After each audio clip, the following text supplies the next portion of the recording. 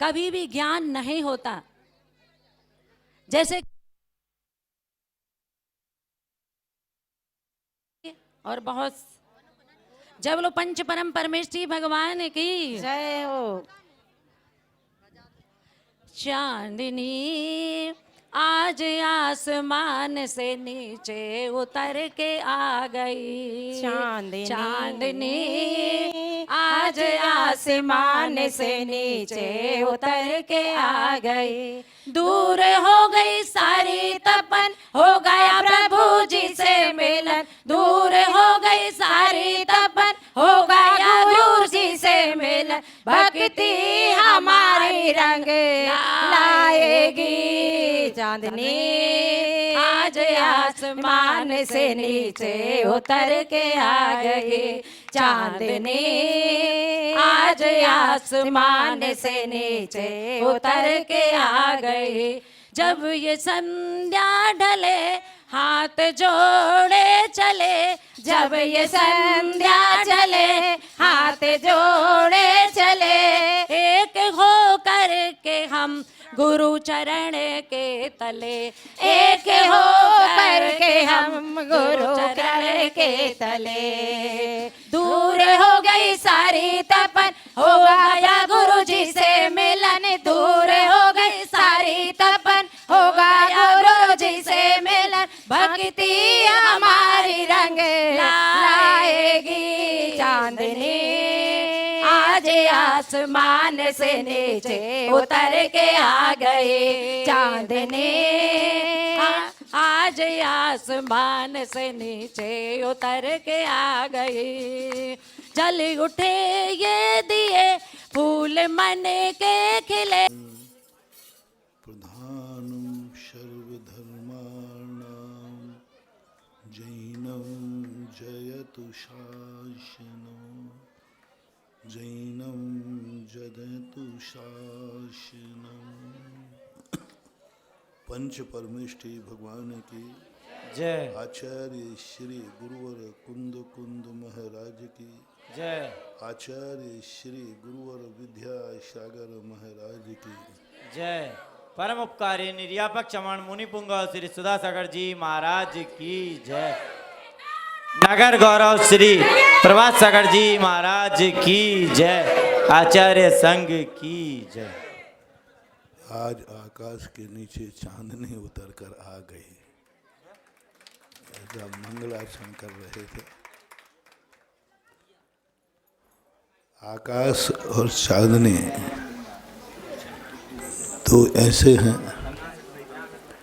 आकाश सदा आकाश ही रहता है और चांदनी सदा चांदनी ही रहती है। और आकाश चांदनी सदा आकाश के ना नीचे रहती है ना ऊपर रहती है, क्योंकि आकाश सर्वव्यापी है। आकाश सर्वव्यापी है, चांदनी उसमें समा जाती है। जैसे ज्योति और प्रकाश होता है, तो ज्योति कोई प्रकाश से भिन्न नहीं होती। आकाश को लोग मानते हैं कि ऊपर वाला आकाश है। सन 1981 में कौनी जी के अंदर आचार्य श्री पढ़ाते पढ़ाते एक चर्चा आई न्याय दीपिका में, विहायो गति। तो विहायो गति किनकी होती है? तो हम लोगों ने कहा पक्षियों की। पक्षियों, क्योंकि वो ही आकाश में उड़ते हैं, ऐसे लौकिक ज्ञान है। लेकिन जैन दर्शन की खोज उससे आगे हुई, बोले यही तुम लोगों का लौकिक ज्ञान है। संसार में जितनी गतियां हैं सब आकाश में ही होती हैं। मात्र दुनिया का एक जैन दर्शन है जो आकाश को इतना व्यापक मानता है। किसी भी दर्शन ने आकाश की ये परिभाषा नहीं की, किसी भी दर्शन। हर दर्शनकार ने, हर शास्त्रा ने जो जितना जानता था सबने आकाश ऊपर को ही कहा। मात्र विश्व का एक जैन दर्शन ऐसा है जिन्होंने खोज कर कहा आकाश सर्वव्यापी है। आकाश किसी में नहीं समाता है, आकाश में सब समा जाते हैं। आकाश उतना भी है जहाँ दुनिया नहीं है, वहाँ भी आकाश है, लेकिन जहाँ दुनिया है वहाँ तो आकाश है ही। दुनिया तो बहुत छोटी है, आकाश बहुत बड़ा है। जितना आकाश दुनिया के पास है उससे अनंत गुणा आकाश दुनिया के बाहर है। चांदनी मात्र संसार को ही प्रकाशित कर सकती है, पूरे आकाश को नहीं। चांदनी का जो गति है वह संसार को प्रकाश देना, क्योंकि आकाश को प्रकाश की जरूरत नहीं, वो स्वयं अपने आप में प्रतिष्ठित है। प्रत्येक द्रव्य जितने हैं सब पर प्रतिष्ठित हैं, और आकाश जो है वो स्वयं प्रतिष्ठित है। और जो पर प्रतिष्ठित होते हैं उन्हें प्रकाश की जरूरत पड़ती है। जो पर के द्वारा अपने क्षेत्र जो आदि है, पर के द्वारा जीव अजीव पुद्गल धर्म अधर्म आकाश छोड़कर काल, ये सब आकाश में स्थित हैं, इसलिए इनको प्रकाश चाहिए। और इतना ही प्रकाश है, और प्रकाश भी अपने आप में एक ऐसी निधि है जो एक व्यक्ति को वहाँ तक ले जाता है जहाँ तक पहुँच नहीं पाता। जैन दर्शन ने ज्ञान के 3 भेद किए। एक ज्ञान इंद्रिय ज्ञान होता है। इंद्रिय ज्ञान में वह उतना ही जानता है, उतना ही सोचता है जितना उसका प्रत्यक्ष है। इंद्रिय ज्ञान को प्रत्यक्ष ज्ञान बोलते हैं, परोक्ष नहीं। प्रत्यक्ष ज्ञान है इंद्रिय का, और वो उतना ही ज्ञान करता है, उतने आँख उतना ही जानती है जितना देख पाते हैं। आँख से जानी हुई वस्तुओं को हम देखेंगे समझेंगे तो हमें उतना ही ज्ञान होता है जितना है। कानों से सुने हम कोई ज्ञान करेंगे तो उतनी ही आवाज़ आती है जो सीमित है। रसना का स्वाद हम देखेंगे तो हम उतना ही ले पाएंगे जितना हमारे मुंह में समाता है। स्पर्श का ज्ञान हम उतना ही ले पाएंगे जितना हम छू पाएंगे। लेकिन दुनिया इतनी तो नहीं है ना जितनी हम देख रहे हैं। यदि इंद्रियों के आश्रित हमारी जिंदगी हो जाए हम बहुत सीमित हो जाएंगे। जैसे कल मैंने कहा था, अभी दैनिक प्रवचनों में चल रहा है प्रतिदिन कुएं के मेढक। यदि हम इंद्रिय ज्ञान को ही मान लें सब कुछ ज्ञान, इंद्रिय ज्ञान से ही दुनिया को हम नापेंगे तो दुनिया बहुत छोटी हो जाएगी। और छोटी सी दुनिया में हम ज़्यादा कुछ ना चल पाएंगे ना सोच पाएंगे। अपने आप में एक अहंकार रहेगा कि हम पूरी दुनिया जानते हैं, क्योंकि हमारी आँख देख रही है। तो प्रकृति ने एक और वरदान दिया, मन का ज्ञान। तुम्हें कुछ और करना है। यदि मन का ज्ञान नहीं होता तो आज व्यक्ति की कोई दुनिया में गति नहीं होती, क्योंकि मन हमें वह सोचने को मजबूर करता है कि जो तुम देख रहे हो यही नहीं, इससे कुछ आगे और है। जो सुन रहे हो यही नहीं, कुछ और है। कुछ और मन के, जिसे अपन कहते हैं मन के ख्वाब, मन की इच्छाएं। यदि मन का ज्ञान नहीं होता तो हम कभी भी गति नहीं कर पाते। मन का ज्ञान नहीं होता तो हम दर्शनी नहीं आ पाते। तुम लोग तो दर्शनी में रहते, क्योंकि दर्शनी तुम्हारी इंद्रियों का विषय है और दर्शनी हमारे मन का विषय था। हमने तो देखा नहीं था कभी। सन 1980 में हमारी क्षुल्लक दीक्षा हुई थी नैनागिर के अंतर्गत। वहाँ से 20-25 दिन के बाद बिहार हुआ। मेरा पहला प्रवचन था सायगढ़ में। सायगढ़ की स्थिति थी। तब सायगढ़ में पहली बार आचार्य श्री ने प्रवचन करने को कहा। आचार्य श्री के साथ में ही प्रवचन था। आचार्य श्री भी करेंगे, पहले मुझे कह दिए।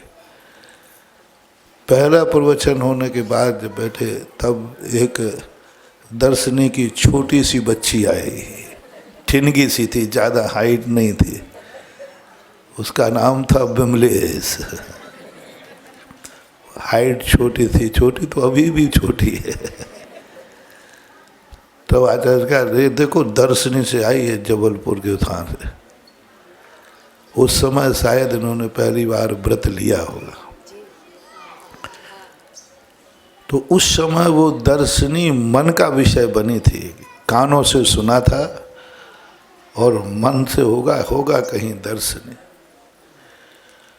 और उस परोक्ष जो मन का ज्ञान सदा परोक्ष, मानस प्रत्यक्ष जो कहा जाता है, वो वस्तुतः मानस प्रत्यक्ष है नहीं। मानस प्रत्यक्ष के संबंध में दुनिया में बहुत चर्चाएं होती हैं। मानस प्रत्यक्ष का बहुत बड़ा महत्व है।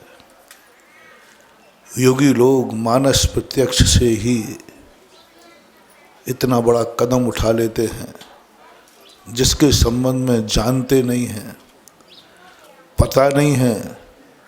उस मंजिल को पाने का मन बना लेते हैं मानसिक प्रत्यक्ष से। योगी की पूरी ताकत है मन, इंद्रियां नहीं।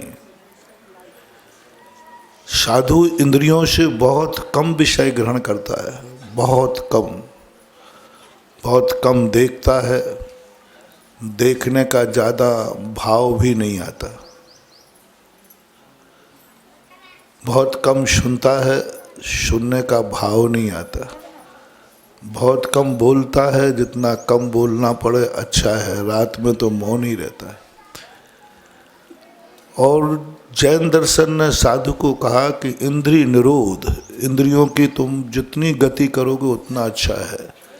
लेकिन बहुत गजब की बात है महानुभाव, मन निरोध की चर्चा नहीं है।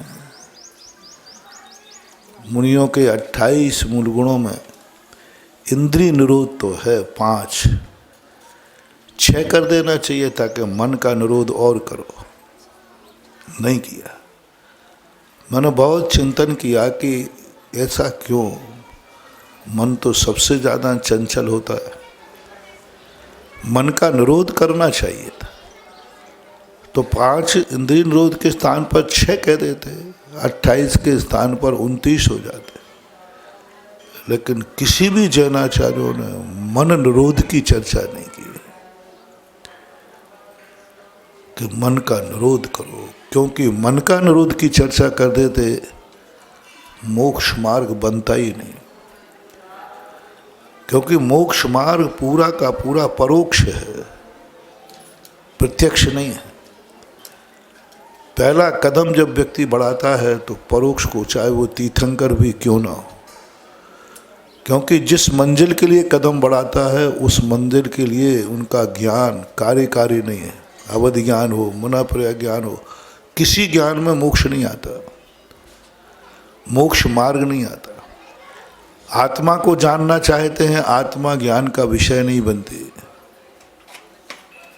सम्यक दर्शन ज्ञान चारित्र पर्याय ज्ञान का विषय नहीं बनती। और वो लेने चल पड़ते हैं मात्र एक मानस प्रत्यक्ष के माध्यम से। जब मानद प्रत्यक्ष की बात आई तो उन्होंने मन वचन काया गुप्ती की चर्चा जरूर की।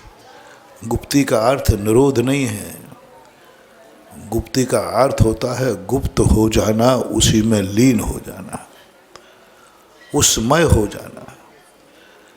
मन गुप्ती का अर्थ मन निरोध नहीं, इंद्रिय गुप्ती नहीं होती और मन का निरोध नहीं होता।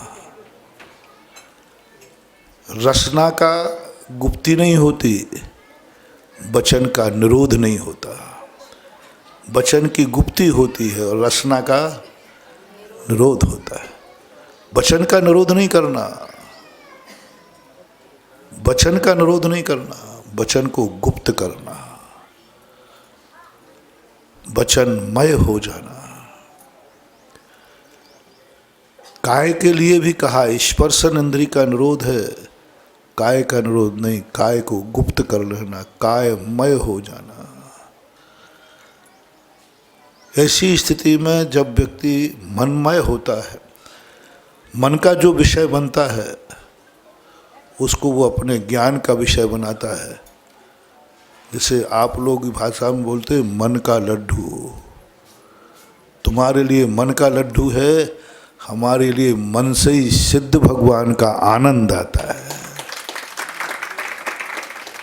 मन से यदि मन नहीं हो तो हम सिद्ध प्रभु का ज्ञान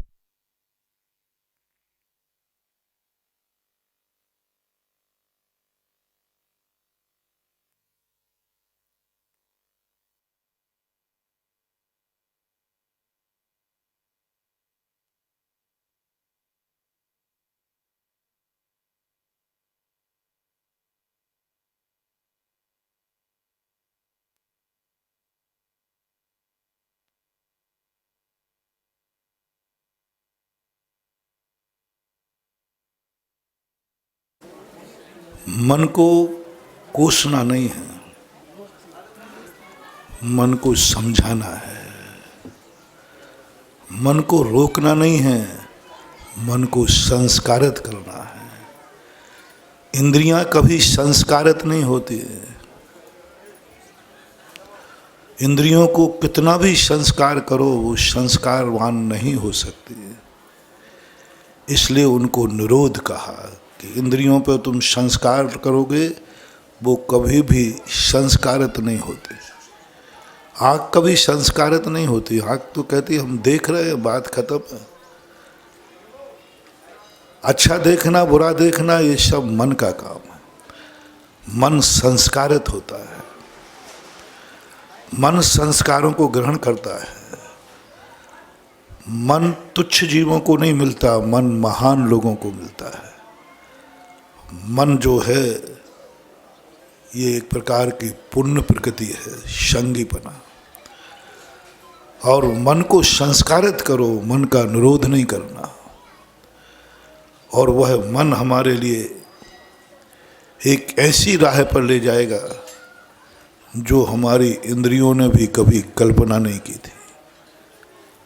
हमने सोचा नहीं था कि मोक्ष ऐसा भी होता है, मोक्ष मार्ग ऐसा होता है, लेकिन मन ने, संस्कारवान मन, अब वो मन को जो संस्कार हमें देना है स्वयं नहीं दिया जा सकता। अभी हमने कटनी के अंदर कहा था, संस्कार कभी स्वयं का संस्कार स्वयं पे कभी नहीं होता, कभी नहीं होता। कोई भी संस्कार हमारी जिंदगी में आएगा वो कहीं ना कहीं से आया है। स्वयं संस्कारवान कभी नहीं होता, क्योंकि स्वयं व्यक्ति इंद्रिय ज्ञान से ज़्यादा गति नहीं रखता। बालक जन्म लेता है, इंद्रिय ज्ञान प्रमुख होता है, और इंद्रियां कभी संस्कारवान नहीं होती। कोई भी संस्कार कर दो, कैसा भी संस्कार करो, और मन संस्कारवान होता है और संस्कार कहीं ना कहीं से आता है। दीपक जलता है, स्वयं कभी नहीं जल सकता, कभी नहीं जला, आज तक नहीं जला। कई लोग कहते हैं कि उपादान जब पकेगा अपने आप पर्याय निकल जाएंगे। मैं प्रत्यक्ष कहता हूँ, कहीं कहीं बातों पर कहाँ तक विश्वास करोगे। चलो एक दीपक तुम रख लो अपने घर में, देखो उसका उपादान कब पकता है। अपने आप कभी जल जाए किसी का दीपक तो मुझे बता देना, दर्शनी में जला लेना, कोई बात नहीं। कोई दीपक कभी काल लब्धि पाकर जल जाए कभी नहीं जलेगा। दीपक संस्कार से जलता है, दूसरे दीपक से नहीं जलता। माचिस की काड़ी से नहीं जलता दीपक, माचिस की काड़ी के संस्कार से जलता है, दूसरे दीपक से दीपक नहीं जलता। ये हमारा बहुत छोटा ज्ञान है, बहुत छोटा ज्ञान। यदि दीपक से दीपक जलता तो ये दीपक जल जाता, वो दीपक बुझ जाता। लेकिन एक साथ हमें दोनों ज्योतियां जलती हुई दिख रही हैं।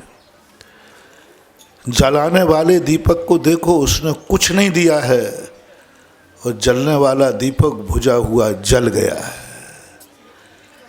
जलने वाले दीपक ने अपनी ज्योति दी है, क्या उस ज्योति से इस दीपक के अंदर जो शक्ति थी उसको उद्घाटित किया है। गौर से थोड़ा बहुत आप लोग दीपक जलाते रहते हैं, उस दीपक की ज्योति इसमें आई है या इसी दीपक की शक्ति प्रकट हुई है। उस दीपक की यदि ज्योति आती तो वो कमजोर पड़ता, बुझ जाता। कुछ नहीं दिया, किंचित मात्र भी नहीं दिया, संस्कार दिया, ऊष्मा दी, इसके अंदर सोई हुई शक्ति को जगाया और वह दीपक जल गया। इस संस्कार का कमाल है। और जब संस्कार आता है, संस्कार तो हम पहली बार तो बहुत बार हम अपने बिना संस्कारों के ही जिंदगी जी लेते हैं। इंद्रिय ज्ञान में ही हमारी जिंदगी खत्म हो जाती है। इंद्रियों तक ही हम अपनी दुनिया समझ लेते हैं। इंद्रियों के व्यापार तक ही अपनी जिंदगी समाप्त करके मर जाते हैं। मन की दुनिया पर पहुंच नहीं पाते, और मन कभी पहुंचता भी है तो संस्कार विहीन। संस्कार विहीन मन जहाँ पहुँचेगा वह सर्वनाश करेगा, क्योंकि मन में ताकत बहुत है। मन में इतनी ताकत है कि मन जब बिगड़ जाता है, सारी इंद्रियां मन के अधीन हो जाती हैं, ताकतवान हो जाता है। क्योंकि मन में एक ताकत है। इंद्रियां कभी मन को अपने अनुकूल नहीं बना पाएंगे, लेकिन मन सदा इंद्रियों को अपने अनुकूल बना लेता है। इंद्रियों के अनुकूल मन कभी नहीं बनता, इंद्रियों में ताकत ही नहीं है। लेकिन मन जब अपना काम करता है तो इंद्रियां मन के अनुकूल हो जाती हैं। आपने देखा होगा, मन में विकल्प आता है पहले देखने का, फिर इंद्रिय देखती है। पहले मन में विकृति आती है, मन विकृत होता है, तब जाकर के इंद्रियां। इसलिए मन बहुत खतरनाक चीज है यदि मन बिगड़ जाए तो। और मन को यदि संस्कार कर दो, मन यदि संस्कारित हो जाता है, अब मन को कौन संस्कार करे, क्योंकि मन कभी स्वयं संस्कारित नहीं होता। रामचंद्र जी लक्ष्मण आदि को जब थोड़े बड़े हुए तो दशरथ उनकी शिक्षा के प्रति सोचने लगे। तो माता कौशल्या कहती है, क्या सोच रहे हो? किसके बेटे हैं? हमारे बेटे। क्या मैं मूर्ख हूं जो बच्चों को ज्ञान नहीं दे पाऊंगी? क्या आप मूर्ख हैं जो बच्चों को नहीं पढ़ा पाएंगे? हम लोग जैन दर्शन के अनुसार 4 माताएं थीं, वैष्णव के अनुसार 3 माताएं थीं। यानी दशरथ की 4 रानियां जैन दर्शन स्वीकार करता है। हम लोग 4 माताएं हैं, पढ़ाएंगे। और कोई ज्ञान मूर्ख नहीं है, हम ज्ञानी हैं, बहुत पढ़े लिखे। तुम कहाँ भेजने की सोच रहे हो बच्चों को? छोटे छोटे से बच्चे हैं। हमसे ज़्यादा, आपसे ज़्यादा कोई ज्ञानी नहीं है। हर बेटे के माँ बाप अपने बेटों से अपने आप को बहुत ज्ञानी मानते हैं, तभी तो वो अपने आप को माँ पिता कहते हैं। दशरथ कहते हैं ये तुम्हारी भूल है। माँ बाप बेटे को जन्म दे सकते हैं, माँ बाप बेटे को, हम लोग राम को जन्म दे सकते हैं, मर्यादा पुरुषोत्तम को नहीं। जगत में राम की पूजा हो रही है, मर्यादा पुरुषोत्तम की। प्रशंसनीय कौन है? राम शब्द प्रशंसनीय नहीं है। राम तो कोई भी व्यक्ति, दर्शनी में कोई शायद रामचंद्र ही कोई होगा एक आध। जो बच्चे का नाम कोई रामचंद्र रख लेते हैं, कोई लक्ष्मण रख लेते हैं, कोई महावीर रख लेते हैं, कोई ऋषभ रख लेते हैं, कोई अजित रख लेते हैं, कोई संभव रख लेते हैं, कोई अभिनंदन। मुझे 24 भगवानों के नाम आप लोगों के बीच में मिल जाते हैं, पूरे 24 मिलते हैं। देखो ऋषभनाथ मिलता है कि नहीं? ऋषभ कुमार, अजित है, मिलता है, हैं? संभव, अभिनंदन, सुमत, पदम, सुपार्श थोड़ा कम मिलेगा, चंद्र और पुष्प भी मिल जाएगा। पुष्प दंत आधे पीछे आधे होते तो मिल ही जाएंगे। शीतल चंद, श्रेयांश, बसु पूज्य कम मिलेंगे। विमल, अनंत, हाँ कम मिलेंगे। हमारे दक्षिण में मिलते, हमारे यहाँ एक महाराज जिनका नाम अनंतनाथ था, योगी राज। धर्म मिल जाएगा, शांति मिल जाएगा, कुंथु मिल जाएंगे। कुंतु होते हैं, उदयपुर में है एक कुंतु लाल जी, है ना? अरय भी मिल जाएंगे, कम मिलेंगे। मल्ली मिलेंगे, शम मिल जाएंगे, नमी मिल जाएंगे, नेमी मिल जाएंगे। पार्स और महावीर तो मिलते ही रहते हैं। जो देखो वो अपने बेटे को वीर महावीर रख लेता है, सब मिल जाएंगे।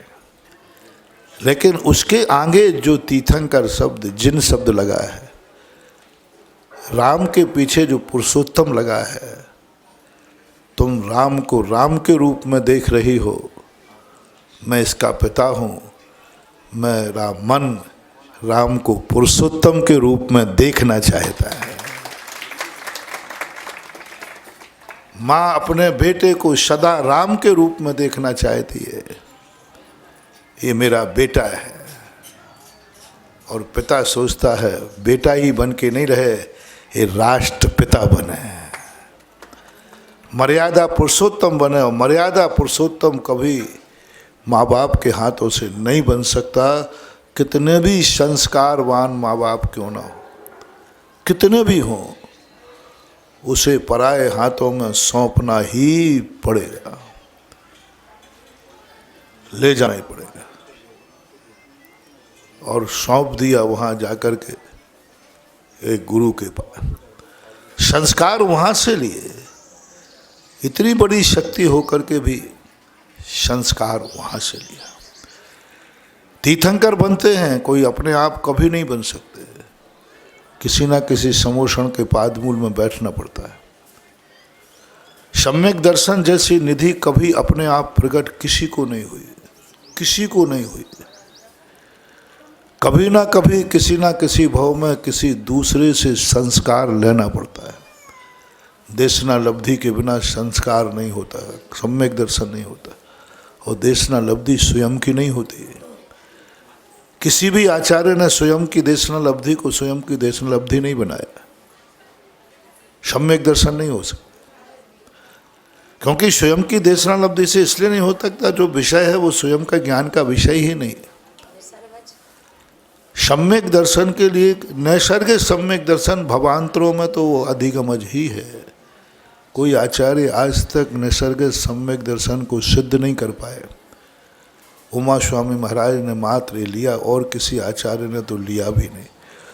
उसको भी उन्होंने जाति स्मरण आदि से जोड़ दिया ना, भवांतर में था। संस्कार कभी ना कभी कहीं ना कहीं पर से ही आता है। एक पहला फैसला अपनी जिंदगी में कर लेना, संस्कार स्वयं नहीं उपजेंगे। जैसे दीपक कभी जलेगा नहीं अपने आप, और भाग्य के भरोसे कभी मत बैठना। भाग्य जरूरी है लेकिन भाग्य के भरोसे मत रहना। भाग्य जरूरी है लेकिन भाग्य के भरोसे पर मत रहना। भरोसा हमारे लिए कितना भी कहो, वो दीपक किस दिन हमारे कर्म का उदय आएगा कि दीपक जल जाएगा। या तो दीपक को दीपक के पास ले जाना पड़ेगा, या जलते दीपक को बुझे के कोई ना कोई क्रियावत्ती शक्ति होगी, कोई ना कोई परिणमन होगा, कोई ना कोई पुरुषार्थ करेगा। या तो बुझे दीपक को ले जाना पड़ेगा या जलते दीपक को लाना पड़ेगा, पर कोई ना कोई पुरुषार्थ, कोई ना कोई क्रिया होगी। और वही क्रिया हमारी जिंदगी का सबसे बड़ा विचारणीय प्रश्न है। हम अपनी जिंदगी की क्रियावत्ती शक्ति को पहचानें। हमारी क्रियावत्ती शक्ति में इतनी ताकत है कि हम जलते दीपक को बुझा सकते हैं और बुझे दीपक को जला सकते हैं। क्रियावत्ती शक्ति में ताकत होती है। क्रियावत्ती शक्ति प्रकट हो जाए तो हम दुनिया को मिटा सकते हैं और दुनिया को हम आबाद भी कर सकते हैं। क्रियावत्ती शक्ति से हम खुद मिट सकते हैं और स्वयं को बचा भी सकते हैं। और क्रियावत्ती शक्ति जो होती है वो वर्तमान में एक समयवर्ती पर्याय होती है। क्रियावत्ती शक्ति का कोई भाग्य नहीं होता, क्रियावत्ती शक्ति का कोई भविष्य नहीं होता। क्रियावत्ती शक्ति जो सामने प्रकट होती है और वो एक बार प्रकट हो जाती है, फिर कोई दुनिया की ताकत अलंग शक्तिर भवितव्य तेयम हेतु द्वया विष्कते। दो हेतु जब मिलते हैं और वे दो हेतु जब मिल जाते हैं समान रूप से, फिर अलंग शक्ति हो जाती है। फिर विघ्न का सवाल नहीं, फिर कुछ भी नहीं होता। अब उस शक्ति के लिए हमें एक निर्णय करना है कि वो संस्कार पर से आएगा, पर से आएगा। वो संस्कार आकाश नहीं देगा, वो संस्कार प्रकाश देगा, चांदनी देगी। लेकिन जो संस्कार देने वाला है वो उतना व्यापक हो ये कोई नियम नहीं है, लेकिन संस्कार लेने वाला इतना व्यापक हो सकता है कि देने वाले को भी पार कर सकता है। माचिस की काड़ी इतनी व्यापक नहीं होती, इतना प्रकाश नहीं दे सकती, लेकिन माचिस की काड़ी से जला हुआ दीपक कितना प्रकाश दे सकता है। माचिस की काड़ी की उम्र नहीं होती, लेकिन माचिस की काड़ी से दिए हुए संस्कार की उम्र कितनी है, कितनी उम्र है। माचिस की काड़ी की उम्र ज़्यादा नहीं होती, लेकिन माचिस की काड़ी जो संस्कार देती है उसकी उम्र की कोई सीमा नहीं होती, कोई सीमा नहीं होती। अखंड दीपक जीवन भर क्या पीढ़ी दर पीढ़ी भी जल सकता है यदि क्रियावत्ती शक्ति बने। कोई दीपक में घी डालता रहे, दीपक सुरक्षित रहे, बाती को ठीक करता रहे। कोई उम्र नहीं है, कोई उम्र नहीं। माचिस की उम्र थी, काड़ी की उम्र थी, वो हमारे हाथ में नहीं था। इसी प्रकार संस्कार देने वाले जो निमित्त होते हैं इनके कोई उम्र नहीं होती, इनके कोई समय नहीं होती, लेकिन इनसे जो संस्कार पा लेता है उसकी उम्र का कोई अंत नहीं होता। तो अब अच्छा संस्कार लेने के लिए हमें कोई ऐसा व्यक्ति खोजना है जो हमें संस्कारित कर दे, जो निस्वार्थ हो, जो मात्र एक ही लक्ष्य लेके चले, मुझे प्रकाशित करना है बस। ये बात सोच के चले कि इससे मुझे क्या मिलेगा, नहीं, बस ये सोचे मुझे इसको जलाना है, बस इतना सा ही है। उपदेश देने वाला ये ना सोचे कि मुझे क्या मिलेगा, मेरा तो भाव एक ही है कि सबको ज्ञान मिलना चाहिए। माचिस की काड़ी को दीपक से कुछ नहीं मिलता, कुछ नहीं मिलता। उसका एक ही शक्ति है, दीपक जलना चाहिए, दीपक जलना चाहिए। तुझे क्या मिलेगा, मुझे यही मिलेगा कि दीपक जल जाए तो मेरा माचिस होना सार्थक हो जाता है। क्योंकि अर्थ क्रिया पकड़ो। अभी मैंने क्रिया की बात की थी, क्रिया तो अपने पास अनादिकाल से रही, क्योंकि जीव और पुद्गल निष्क्रिय नहीं है, सक्रिय हैं। अब एक शब्द और दिया हमारे जैनाचार्यों ने, जिसको हमें समझना है, अर्थ क्रिया। बस यहाँ हमारी सबसे बड़ी चूक हो गई। क्रिया में तो हम माहिर हैं, क्रिया तो हमारी स्वार्थी है, क्रिया तो हमें कुछ ना कुछ ख्वाब सजाती है, जो मन करता है, मन करता है।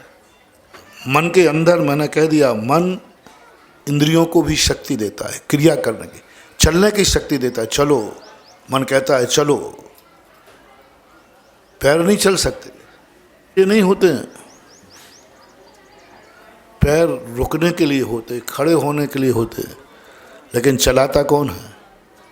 मन चलाता है। मन कहता है तुम चलो, तुम में चलने की शक्ति है। तो मन की जो क्रिया है, बस एक अब चाहिए संस्कार। अर्थ क्रिया तक पहुंचने के लिए स्वयं कभी भी व्यक्ति अर्थ क्रिया को नहीं समझता, कभी नहीं समझेगा।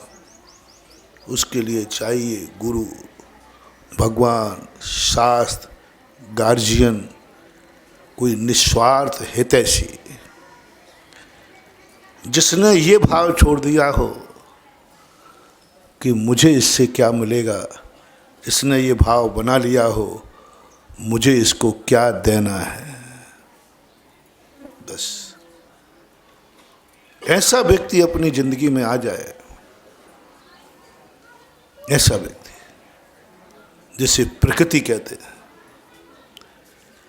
पेड़ दुनिया को सब कुछ देता है, हवाएं दुनिया को ऑक्सीजन देती हैं। प्रकृति है, प्रकृति कोई चीज़ नहीं है। हवा, पेड़, सुरकार सब मिलकर के प्रकृति बन जाता है। और प्रकृति हमें सब कुछ देती है, उसकी अपेक्षाएं नहीं है कि मुझे क्या मिले। अपनी जिंदगी में सबसे पहले उसे खोजो जो मात देना जानता है, जिसको लेना नहीं होता। शमंत्रबद्ध महाराज ने किसकी देशना लब्धि लेना, किसकी देशना सुनना, कौन सा शास्त्र पढ़ना, किसके इशारे पर अपनी ज़िंदगी चलाना, कौन होगा तुम्हारा गाइड, कौन होगा तुम्हारा धुनन शिल्प कर स्पर्शान मुरझा किम पेक्षते। ये एक ऐसा सूत्र पूज्यवर ने दिया, सारा जगत में अपन यदि इस सूत्र को पकड़ ले महानुभाव, बहुत बड़ी धुनन शिल्प कर स्पर्शान मुरझा किम पेक्षते। किसका प्रवचन सुनना है, किसके उपदेश मानना है, किसको जिंदगी समर्पित करना है, किसके अधीन होकर चलना है।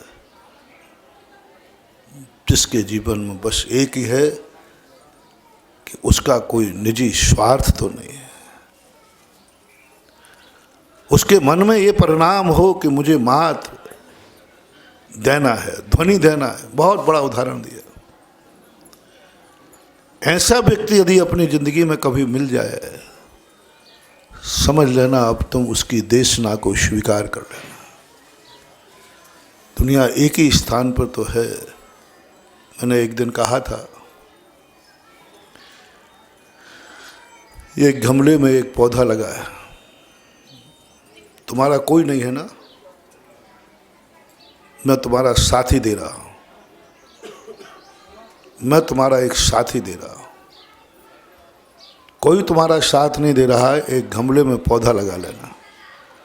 बस लगाते समय एक ही बात सोचना, इससे मुझे क्या मिलेगा, ये स्वप्न में भी मत सोचना। मैं इसको क्या दे सकता हूँ और मैं इसके लिए जीऊँगा। बस मुझे इसको जिंदा रखना है। ये मेरे लिए नहीं है, मैं इसके लिए हूँ।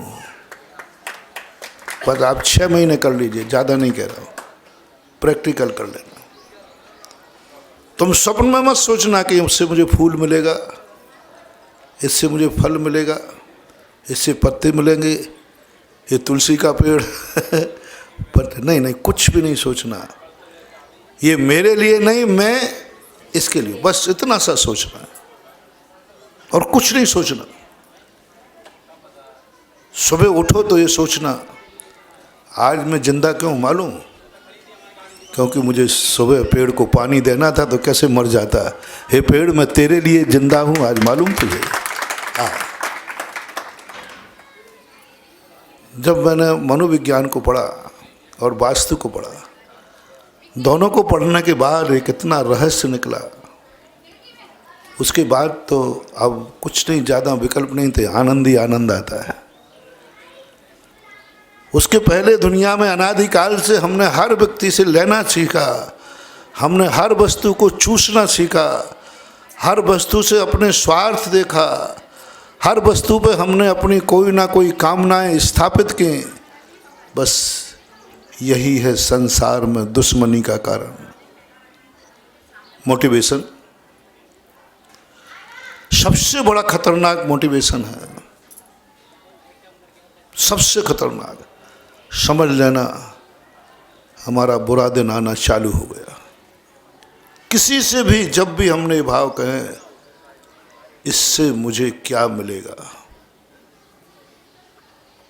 बस ये परिणाम आ गया। भगवान से भी नहीं, गुरु से भी नहीं, आकाश से भी नहीं, पाताल से नहीं, मैं पेड़ से कह रहा हूं। दुनिया में पेड़ कितने लोग लगाते हैं बताओ? हैं? खेती तो करते ही होगे ना। किसी लगाते हो, सही लगाते समय क्या भाव आता है? ये बड़ा हो जाएगा, छाया देगा, फल देगा, फूल देगा। वो पेड़ तुम्हारी जिंदगी में कभी काम नहीं आएगा। तोड़ लेना फल जितने आ जाए, तोड़ लेना पत्ते जितने आ जाए, फूल कुछ नहीं मिलने वाला। तुम्हारा साथी चाहिए, तुम्हारा उस मुसीबत में साथी चाहिए जहां तुम बेहोश हो जाओ, तुम कौमा में चले जाओ, तुम्हारा मन विक्षिप्त हो जाए, तुम असमर्थ हो जाओ। सहारा कब चाहिए पड़ता है भाई? जब अपन अच्छे भले हैं तब। नहीं, क्या करें, अपने पैरों से चल रहा हूं, अभी सहारे की जरूरत नहीं है। लेकिन कब सहारे की जरूरत पड़ जाए, ये कोई गारंटी है? कोई गारंटी। कभी भी अहंकार मत करना कि आज मैं धनवान हूँ, आज मैं स्वस्थ हूँ, आज मैं अनेत्रवान हूँ। सब एक क्षण के अंदर जो अपन को अहंकार है वो बदल सकता है। नेत्र वाला एक क्षण में अंधा हो सकता है, कान वाला एक क्षण में, पैरों वाला एक क्षण में लगड़ा, एक रात में अमीर गरीब। मत करना विश्वास, ज़्यादा अहंकार मत करना। मैंने पहले ही कहा, प्रत्यक्ष पे ज़्यादा भरोसा मत करना, ये इंद्रियों के सांत्वना में मत आना। ये बहुत छोटा सोच रखते हैं, बहुत छोटा विचार। इनके भरोसे यदि जिंदगी छोड़ दी, पछताना पड़ेगा। पछताना पड़ेगा। अब एक जिंदगी में एक ऐसा सहारा बनाओ जो तुम बेहोश पड़े हो और वो तुम्हारी चिंता कर रहा है, तुम बेहोश पड़े हो, वो भगवान के सामने विनती कर रहा है, तुम दुख में हो, वो दुखी हो रहा है, तुम्हें कोई मतलब नहीं है, बेहोश हो गए हो, लेकिन वो चिंता कर रहा है तुम्हारी। ऐसा व्यक्ति चाहिए, ऐसा व्यक्ति चाहिए जिंदगी में, जहां हम सब कुछ खत्म हो जाए और वह हमारा सहारा बन जाए। सब कुछ हमारे पास है, तब तो दुनिया सहारा देने को है। महाराणा प्रताप, मैं राजस्थान में जब महाराणा प्रताप के किले पर गया, वहाँ मैं 3-4 दिन रहा, क्योंकि राणा प्रताप की बहुत कहानियाँ सुनी थी। मैं चलाकर चित्तौड़ गया, उनके किले को मैंने एक एक स्थान को खोजा, देखा, उनका साहित्य पढ़ा। उनको नहीं मालूम था कि अब मैं कभी जीत पाऊंगा, क्योंकि चेतक मारा जा चुका था, भाई ने धोखा दे दिया था, चित्तौड़ से निष्कासित होकर भाग चुके थे और भीलों की बस्ती में छुपे थे। घास की रोटी जब उनने बनाई, तब वो अपनी पत्नी से बोलते हैं, अच्छे से बनाना सीख लो, अब तुम्हें बनाने वाली नौकरानी जिंदगी में कभी नहीं मिलेगी। अंतिम था उनका, कहता अब मेरा कुछ हो ही नहीं सकता। युद्ध से भागे थे वो, घास की रोटी खा रहे, जंगलों में भील थे, मजदूरी शुरू कर दी थी उन्होंने। राणा प्रताप ने मजदूरी शुरू कर दी थी, बेलदारी शुरू कर दी थी, क्योंकि उन्होंने सोच लिया था जिंदगी में अब यही मेरी जिंदगी की आजीविका है। लेकिन एक ऐसी स्थिति जहां राणा प्रताप संपूर्ण रूप से असहाय हुए, वहां उनके संबंध में कोई सोच रहा था। कौन सोच रहा था?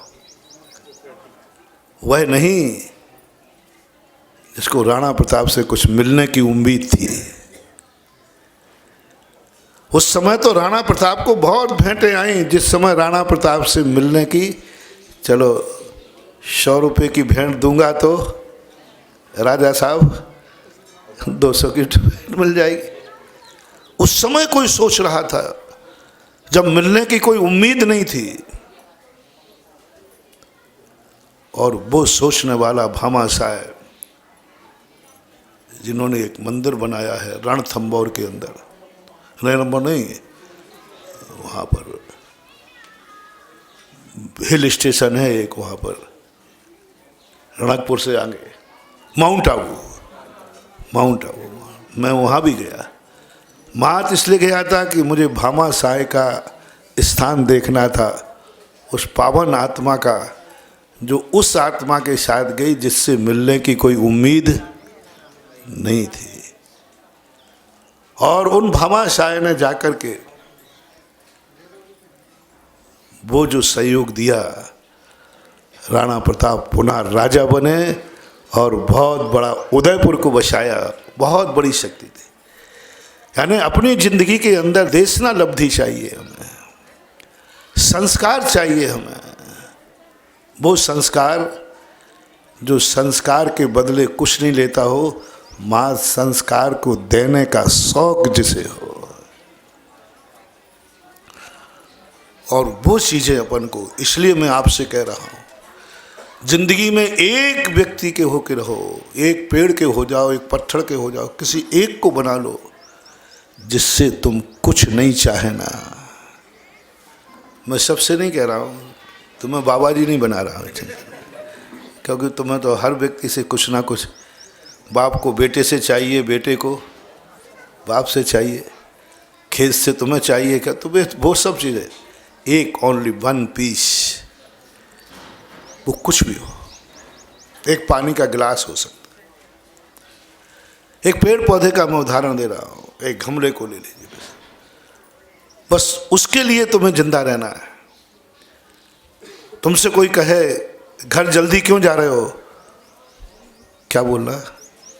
मुझे प्यास लगी, ये मत बोलना। क्या बोलना?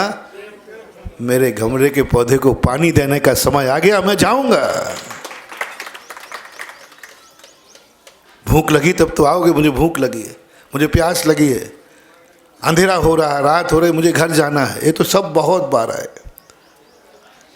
एक बार उसके लिए आओ, पानी देने का समय हो गया है, मैं जाऊंगा। मैं पेड़ के लिए जिंदा हूं, पेड़ मेरा इंतजार नहीं करेगा, मैं इंतजार के पहले होऊंगा। यशोदा मैया कन्हैया से कहती है कि बेटा रोटी खा ले, तू खेलने जा, पहले रोटी खा के जा। तो कन्हैया कहते हैं माँ, मुझे तेरा नाटक समझ में नहीं आ रहा है। भूख मुझे लगती है, वो चिंता तू कर। तुझे क्यों चिंता पड़ी है? जिस दिन जब भूख लगेगी मैं चिल्ला के ले लूंगा, भूख लगेगी मैं मांग लूंगा। तू क्यों चिंता कर रही है? ओहो, क्या वाच था यशोदा का। बेटा, मेरा बेटा भिखारी नहीं है जो मांग के खाएगा, मेरा बेटा राजा बेटा है जो मांगने के पहले दे गया। इस शब्द से मैं हिल गया। क्यों? मैं पढ़ता कम हूँ, सोचता ज़्यादा हूँ। मैंने फिर आगे की कहानी पढ़ी ही नहीं, मैंने कि मिल गया। क्या गजब का शब्द है। बोलो, भूख लगने पर बच्चा मांग सकता है कि नहीं? बोलो, मांग सकता है। लेकिन उस दिन की रोटी उसकी ज़िंदगी में काम नहीं आएगी, क्योंकि वो भीख में रोटी मिली है। और मैं सदा कहता हूँ, सारी दुनिया में भीख मांग लेना, माँ के तो बिना मांगे रोटी मिले वो अमृत होती है। मांग सकता है, अपनी माँ है, मांगो, दो। अपने व्यक्ति से मांगने में क्या शर्म करना? नहीं, भिखारी के साथ नहीं।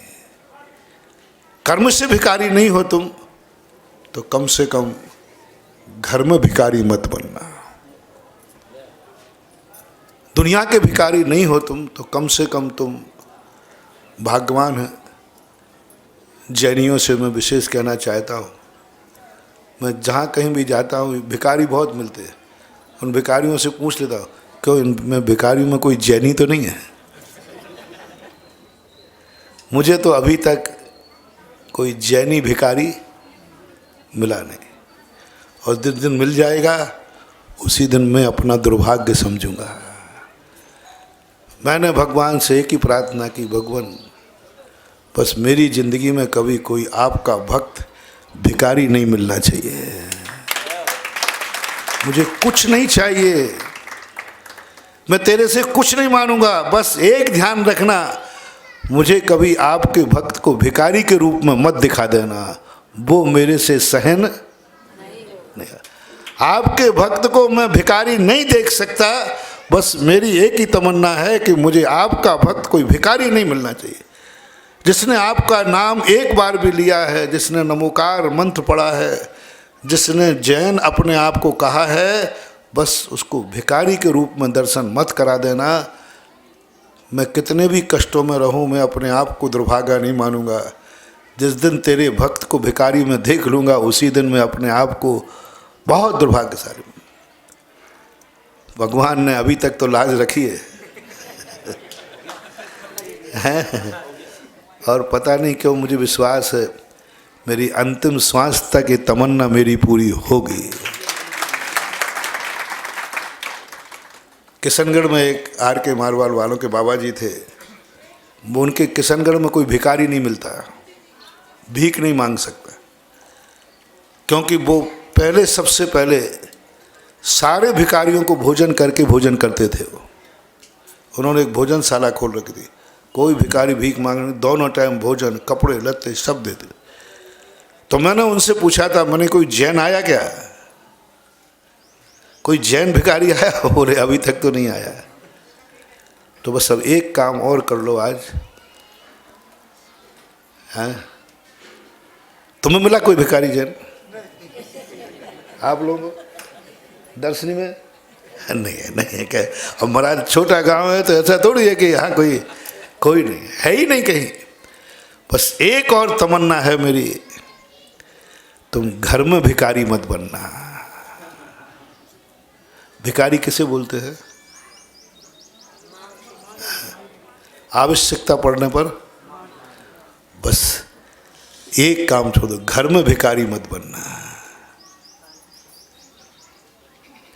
फिर मैं आशीर्वाद देता हूं, जब तक तुम जिनेंद्र नहीं बनोगे कभी भिखारी नहीं बनोगे।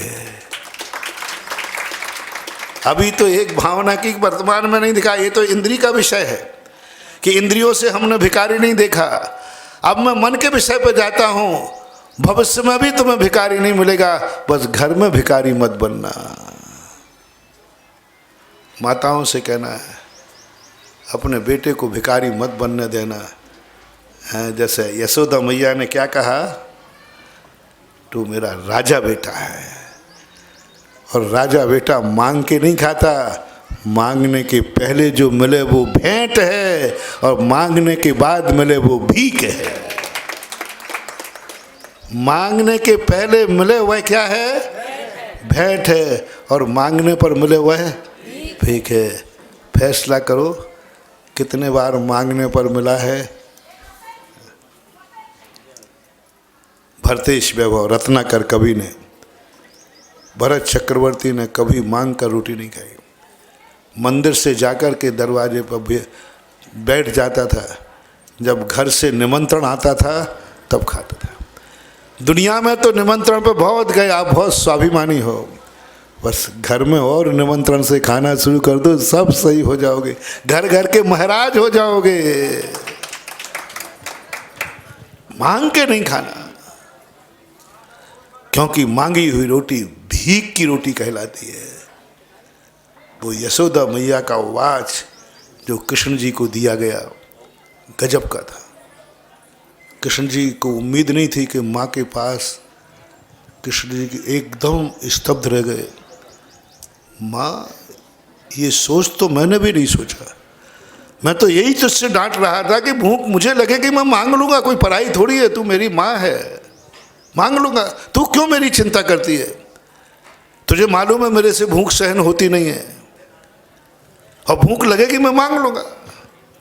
तब माँ ने कहा नहीं, मांग करके नहीं, राजा बेटा बस मेरा एक ही कहना है, घर को ऐसा साम्राज्य बनाओ, रोटी देने वालों ये बनाओ, घर का सदस्य मांग ना पाए उसके पहले ही उस पौधे की बात जो मैं कह रहा था, वो पौधा पानी का इंतजार न कर पाए, इंतजार न कर ले पौधा कि आज पानी आया नहीं, क्या बात है, तुम दौड़ो, तुम कहाँ हो, दौड़ो, घड़ी देखो, दौड़ लगाओ, क्योंकि पेड़ को पानी देने का समय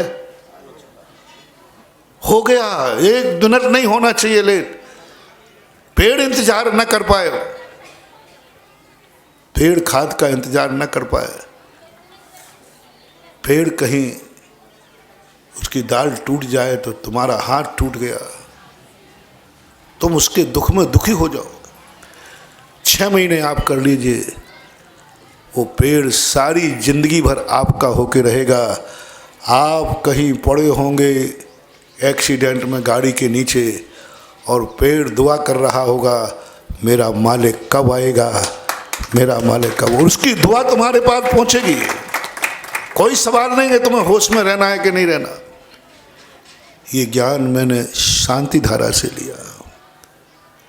पूज्यवर मांगनंदी महाराज ने कहा तुम उससे रैकी दो जो होश में नहीं है, जो भगवान को पहचानता नहीं है, जो भगवान को जानता नहीं है, उसे नहीं मालूम दुनिया में भगवान है कि नहीं, उसे नहीं मालूम मंदिर है कि नहीं, वो कुछ नहीं जानता। उसको तुम कुछ दे सकते हो, उसके लिए तुम शांति धारा कर सकते हो। जब मैं स्तब्ध रह गया, जब पूज्यवर ने फल पुष्प फल मार्यम छिंद छिंद भिंद भिंद, किसकी बीमारी दूर करना है?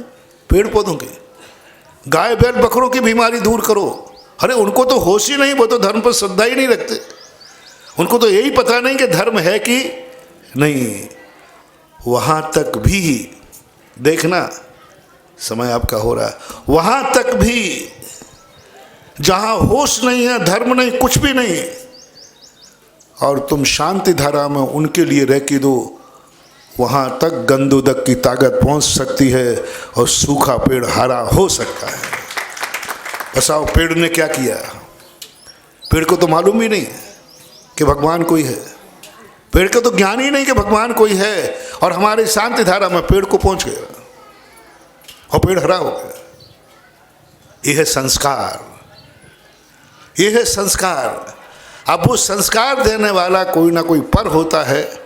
अपना यही विषय को गौण करता हूँ, संस्कार के बिना हमारा दीपक जलेगा नहीं, और संस्कार हमें किसी ना किसी से चाहिए है। अब वो संस्कार देने वाला चाहिए जो मात्र संस्कार देने का जिसको शौक हो, संस्कार देना ही जिसकी अर्थ क्रिया हो, संस्कार देना ही जिसका स्वभाव हो, संस्कार देने के लिए ही जिंदा हो, संस्कार देने के लिए ही सब कुछ उसने, उसकी अर्थ क्रिया की बात, उस व्यक्ति का अर्थ क्रिया ये होना चाहिए, मुझे इस संसार को सुखी देखना है, इस संसार से सुखी होना है नहीं, सुखी होना है नहीं, सुखी देखना है, उसकी अर्थ क्रिया हो। ऐसे ही नहीं बनाए हमने इनके मंदिर, इन भगवानों की एक ही अर्थ क्रिया है, सुखी रहें सब, मैं सुखी रहूं, उनका मंदिर नहीं बन सकता। मैं सुखी रहूं, ये मंदिर नहीं बन सकता। जो संसार को सुखी करते हैं वे मंदिर में बैठते हैं, वे पूजे जाते हैं, और वही जीवन का होता है। आज दर्शनी बहुत दिन मन का विषय था, आज इंद्रियों का विषय बन गया, लेकिन मन के विषय ने अभी एक और ज्ञान रह गया जो मन और इंद्रियों से परे है, आत्मा का। वो ज्ञान तो अभी घड़ी हो गई ना आपकी पूरी।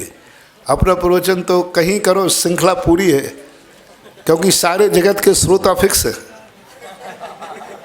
लाइव में सुन रहे हैं ना, तो वो श्रृंखलाबद्ध कर लेते हैं, और वो श्रृंखलाबद्ध तो अभी अपन ने इन दो ज्ञानों के संबंध में समझा, फिर कभी विचार आएगा तो समझेंगे कि कितने प्रकार के ज्ञान के मोड़ होते हैं। महावीर भगवान की